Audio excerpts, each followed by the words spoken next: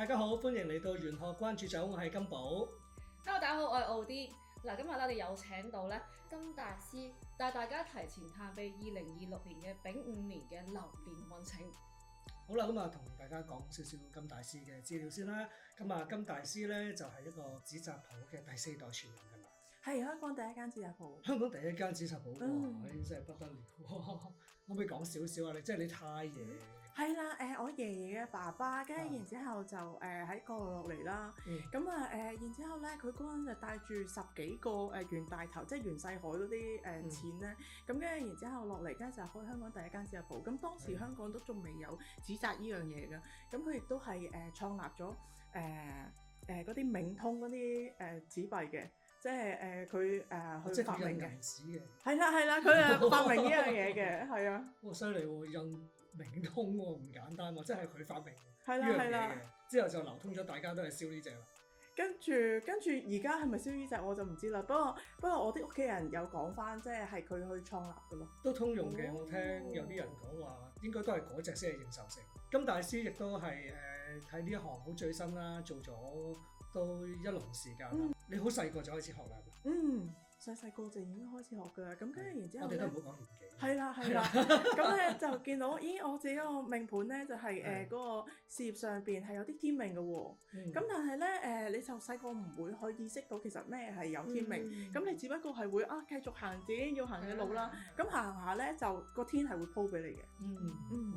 金大師咁聽坊間講啦，今年嘅火就好重嘅。咁會唔會對香港有啲咩特別嘅影響咧？咁咧丙午年嘅太歲咧，因為天干地支都係火，咁所以玄學上邊咧對於出生喺冬癸亥子丑月嘅福主係比較好嘅，大約係11月7號去到2月4號。咁如果出生喺夏季嘅巳午未月咧，即係西歷大約係5月5去到8月8號咁嘅季節嘅話咧，佢就因為個八字本身係個火好重啊，咁所以咧尤其係佢個八字係好多巳午未丙丁。咁如果咧再遇到旺火嘅話咧，咁就火多為忌啦。咁意味住未必係一啲躍進嘅年份啦，就宜守不宜攻。咁對於香港嚟講咧，因為香港個八字咧本身係要金水嘅，咁所以咧香港都係爭啲嘅。哇，會爭少少。咁多唔多火啊？啲你？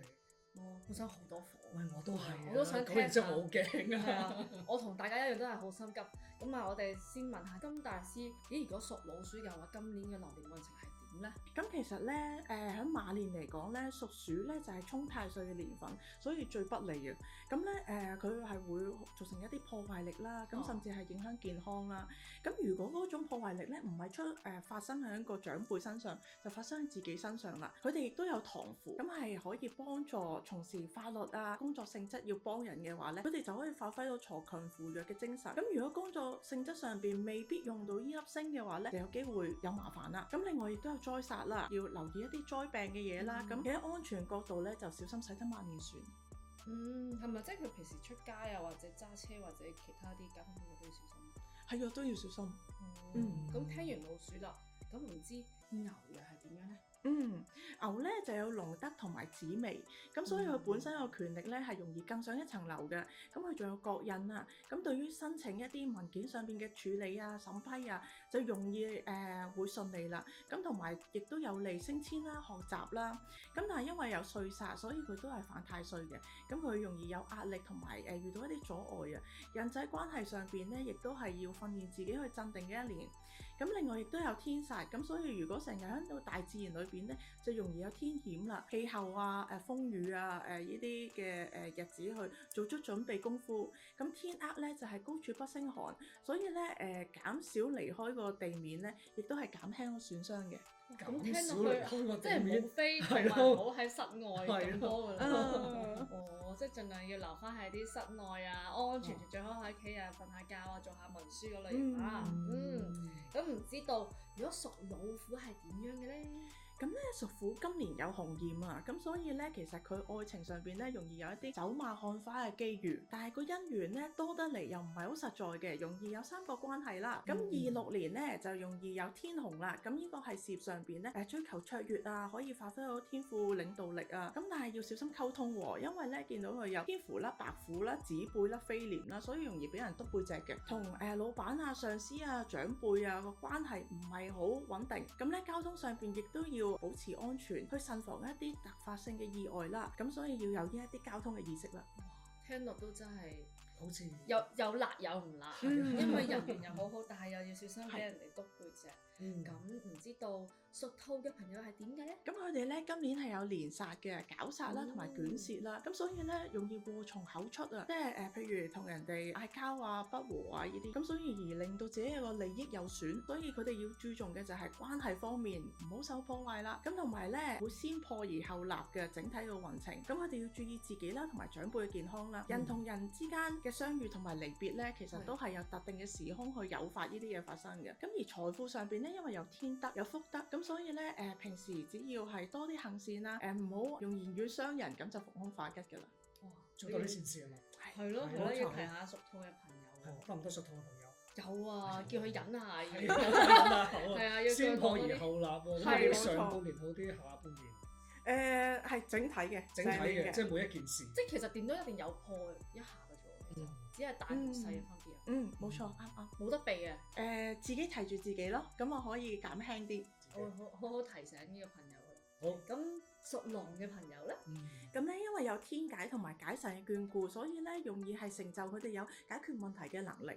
咁咧可以減低咗天災啊，或者係一啲拖延咗好耐嘅麻煩事喎，好似增重咁樣啦。咁咧可以有望喺馬年咧係協調成功嘅，可以得到理解啦同埋解決啦。咁而佢哋咧要比較提防嘅就係天狗啦、豹尾啦。咁因為容易同人反目成仇啊，最好咧就唔好觸及人哋嘅禁忌啦。咁無意之中咧係容易得失咗一啲幫過自己嘅人，所以要提高警覺。都要小心喎。係咯，即係唔好亂講嘢啊，亂咁嚟嗰啲又係。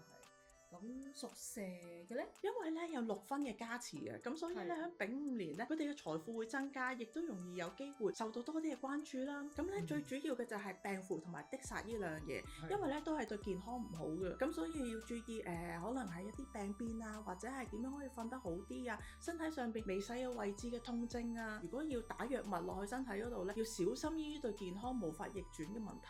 即係打針都要睇時間。即係佢唔舒服都要問多幾個醫生穩陣啲啦，就唔好諗住睇完一個就即刻打支針。係啊。好啦，嚟到啦，屬馬啦，屬馬係本命年嚟嘅，咁會發生咩事咧？咁雖然佢犯太歲，咁但係佢咧都有好嘢嘅，咁有金貴啦，有將星啦，咁所以咧佢哋能力容易可以有得發揮啦。工作上邊咧，如果多啲對外嘅，多啲係要面對客戶嘅話咧，佢哋運程提高一線。只要理財上邊咧唔好涉及一啲高風險嘅投資，甚至有機會係加人工啦。咁亦都要小心嘅係三刑，因為意味住刑罰。咁所以咧要奉公守法，就唔好亂咁去挑戰法律啦。係咯，而家好多呢啲咩乜金嗰啲陷阱㗎嘛，即係要提下啲做屬馬嘅做 finance 小心啲喎。係啊，好嚟到屬羊啦，屬羊。咁屬羊咧就係6合年嚟嘅，咁個歲合咧加強咗佢嘅人緣運啦，亦都有發展嘅機遇，咁亦都有太陽啦，所以咧容易有男性嘅長輩啊，或者男性貴人嘅助力啊，咁呢個係有利於屬羊女士嘅桃花嘅喎，特別咧係有利從事社會福利嘅嘢、宗教性事業嘅嘢，咁亦都有晦氣啦，要留意自己講嘢嘅用字上邊，唔好一個高高在上嘅態度喎，唔好恃住自己表現突出，跟住然之後人緣好就容易去得罪人哋啦。咁呼吸系統咧疾病亦都要小心，唔好去一啲人多嘅高風險地方。即係全部同口有關係。係啦，呢啲佢哋就要小心啲啦。講嘢晦氣。你講好嘢咯，所以唔好成日講啲講好笑嘢。咁晦氣啦你。係啊。好，嚟到馬騮仔係點樣嘅咧？咁佢哋咧今年係會有文昌啦，有驛馬關照嘅。咁所以流年咧就好大利一啲係要升學嘅，或者係考試讀書啊、申請啊呢一啲人士。咁譬如如果佢哋申請一啲文件啊，或者求職啊，或者係工作上邊涉及多啲文書嘅，都容易有賞識嘅。咁同埋文昌咧同正財亦都有關係。咁所以亦都係會有利啦。咁而受薪人士啊，或者係從事一啲交通啊、運輸啊、搬運嗰方面嘅行業咧，更勝一籌。空聲方面咧就容易有喪門啦、地黐啦、地喪啦，咁所以咧就要減少同女性或者係長輩嘅摩擦啦，可以減輕佢哋嘅精神壓力。咁如果唔係咧，佢哋要俾更加多嘅心力去應付，同埋會容易有爭執。其實都好多嘢要注意喎，呢個馬騮仔。佢有啲聲冇見過。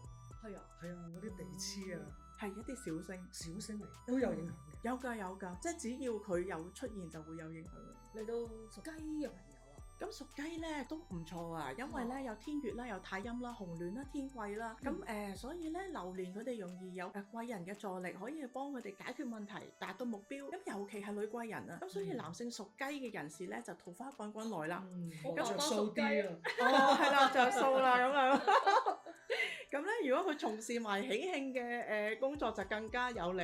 咁樣咧，雖然大環境個經濟係下滑啦，如果佢從事嗰方面都會係好啲嘅。咁佢哋有貫索啦，呢樣嘢咧就容易誘發一啲累積嘅財務糾紛啊，譬如同人合夥啊，或者係係啦，冇合夥，咁下年都唔好搞呢啲唔好搞嗰啲嘢，你啲複雜又唔好搞。冇合夥就唔驚有大麻煩啦。咁另外要注意身體上邊嘅一啲突發警號，咁及早去診斷。都要早啲 check 身體。有 keep 住 check 嘅，有 keep 住 check 嘅，OK。要留意。嚟到狗仔嘅朋友，咁狗仔嘅朋友咧就有三台啦、華蓋啦、地解啦。咁呢個係大利於從事藝術啊、裝修啊、設計啊、宗教啊、地產啊、建築工程，甚至係田地收購、土地發展嘅行業都有關佢喎。係啦，咁所以咧，而有意置業嘅人士咧，亦都可以順利啲，同埋有較大嘅成功率去買到佢哋嘅心頭好。權力同埋地位咧就容易有提升。空星咧要注意嘅就係官符，咁特別係交通上邊嘅告票啊，會有機會去面對一啲官非啊、訴訟咁樣。另外咧，有代表小人嘅五鬼，咁所以意味住拖累、計算、陷害、生口舌是非，就唔好掉以輕心啦。都有啲官非是非嘅情況發生。係，都係要。但係呢啲可唔可以認咗佢先？認咗佢啊，譬如食多啲牛肉乾咯，即係專登喺條街度拍拍車。咁而家好容易食牛肉乾嘅啫。所謂嗰啲先破後立。原來咁樣可以講嘅喎。OK，去到最後啦，屬豬嘅朋友係點樣咧？相當唔錯嘅，咁因為咧事業係有月德啦、玉堂啦、玉貴啦，咁去緊扣住，特別容易有貴人賞識啦，咁名氣提升啦。另外亦都有女貴人，特別咧就係譬如宣傳推廣展覽業嘅，咁係一個好好嘅機會嚟到增加田產啦，或者裝修屋企啦。咁另外亦都有遊役，咁咧係往來奔走係容易對身心都係有好處嘅。咁有小耗啦，咁呢個咧就容易有小破財啦。咁要緊記嘅咧就係身體上邊嘅耗損咧就要小心啲，要依循住健康嘅作息時間啦。咁佢係周圍走，咁咪去旅行破咗財會唔會小耗？係啊，因為小耗啊嘛，冇錯。我都想屬豬嘅其實。都可以走㗎，可以，你可以先破財㗎。因為嗰啲屬豬嘅朋友請我哋去旅行，係咯，都得㗎，小破財啫嘛。請你請我，都係兩個。好啦，咁我哋今日多謝金大師嘅分享啦。不過咧，聽眾可能會想問咧，如果同埋一個生肖，個運勢係咪都係一樣？咁咧，生肖因為其實係對應住八字裏邊之間嘅一個字，咁所以咧信息嗰個含量咧其實係1%嚟嘅。咁相同嘅生肖咧，有機會因為用神唔同而感覺有兩極化啦。所以丙午年嘅機會咧，其實係留翻俾冬天出世，即係西歷11月7號去到2月4號嘅人士嘅。呢個係一個好大嘅玄機喎。係喎。係咯。你後邊定前邊啊？我係前面啊，中咗㗎。係啊。咦？唔係喎，西歷2月4，唔係 sorry，我係2月4之後嘅。你2月4之後？我係之後嘅，係啊。咁啊，咁要聽埋之後嘅分析。好，我哋可以咪後再問師傅。好啊。因為咁啊，如果真係頭先師傅講過啦，每一個人嗰個命格都會唔同，或者係即係個年份即係着咗1%。1%嘅咋。咁啊，要清楚知道晒咧，全個人嘅命運嘅走勢咧，咁可能就要揾下金大師啦。咁又係嗰啲啦，揾下金大師咧，就嗰條 link 咧可以揾到佢。好，咁多謝金大師今日分享咗12生肖2026嘅運程啦。關於一啲玄學或者係命理上邊嘅嘢咧，金大師都可以幫到大家去拆解嘅。咁有機會大家都多啲揾金大師去了解下自己嘅命運，或者係跟金大師去學下佢嘅玄學嘅功夫，好嘛？金大師下集我哋會講咩 topic 啊？講香港嘅馬年同埋環球嘅經濟。咁我哋要非常之留意啦，因為咧今年嗰個經濟咧2025講緊，其實佢就比較可能低沉少少啦。咁希望下一集我哋會有一啲好消息帶俾大家咯，好嘛？我都好想聽下究竟股市啦、樓市啦係有啲咩走勢啊！咁就要請阿金大師下集再同大家講下。好啊，嚟到呢度梗係有緣分去揭示天機啦！好啦，咁啊，大家記得訂閱我哋頻道啦，follow 翻我哋嘅 IG 啦、Facebook 啦，咁啊，想要聽乜嘢題目嘅或者係咩 topic 嘅，可以喺下邊留翻言俾我哋嘅，咁我哋下次再見啦，好嘛？好啊，OK，好，下集見，拜拜。